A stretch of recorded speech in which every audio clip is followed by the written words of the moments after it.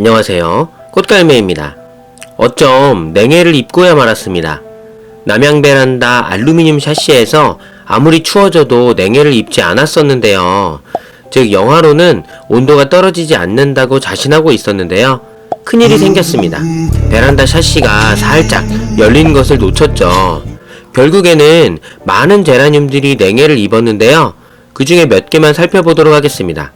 본론으로 들어가기 앞서서 구독과 좋아요, 알림 설정 부탁드립니다. 첫 번째, 냉해 피해. 엄청납니다. 그 수로는 헤아리기 어려울 정도인데요. 최근 몇 년간 방구님의 필살기로 거의 여름, 겨울 죽이는 일이 많이 없었는데요. 이번에 냉해 피해는 조금 규모가 다릅니다. 심각하죠. 외부 샤시에 붙어있지 않고 살짝 거리를 둔다면 잘 넘어갔었는데요.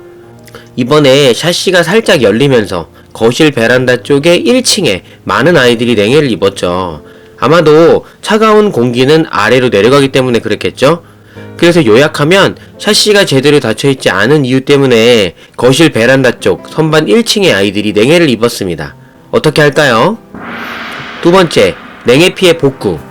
사람이 동상에 걸린 경우와 비슷한데요. 콜드 데미지라고 표현하는데요. 그 상태에 따라서 심하면 잘라내야 하고 약하면 살릴 수 있습니다. 그만큼 간단한 상황이 아닌데요. 이러한 이유로 겨울에는 외부의 온도를 꼼꼼하게 살펴보고 확인하는 것이 일상이 되어 버렸습니다. 냉해를 입은 아이를 살리는 데 있어서 갑작스럽게 온도를 높이지 않고 방에서 적당한 온도로 생계를 부여했습니다.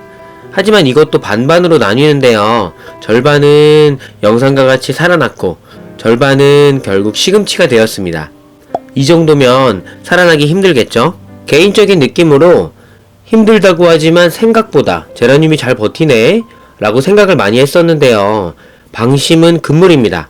아주 작은 제라늄은 쉽지는 않겠지만 큰 대품의 제라늄의 경우는 언 부분만 잘라내고 다시 키워보는 방법이 있습니다.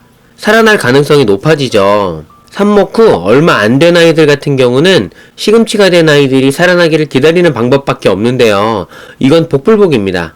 그나마 줄기 부분이 얼지 않았고 잔가지만 얼었다면 제라늄의 놀라운 생명력을 기대해보는 방법도 있고요. 세 번째, 제라늄의 종류, 환경에 따른 차이.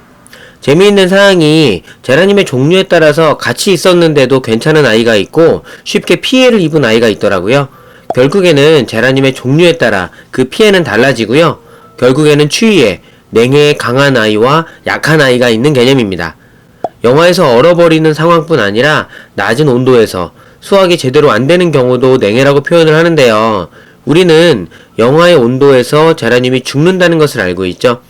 시금치가 되어버리고 더 이상 회복을 못합니다. 네 번째, 해결책. 사람이 추우면 이불을 덮고 온도를 높여주듯이 이불을 덮어주면 좋겠죠. 즉 베란다 샤시 쪽에 비닐을 이용해서 막아주면 좋은데요.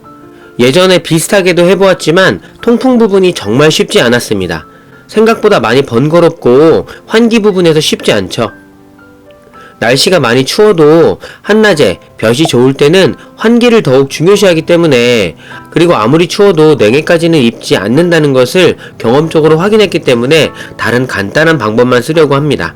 하지만 베란다에 따라서 환경이 심각한 경우는 이불, 뾱뾱이 등의 온도 유지 방법이 필요한데요. 저는 외부 샤시 쪽과의 거리 유지, 귀한 아이들은 대피처로 이동 등으로 이번 겨울을 다시 보내려고 합니다.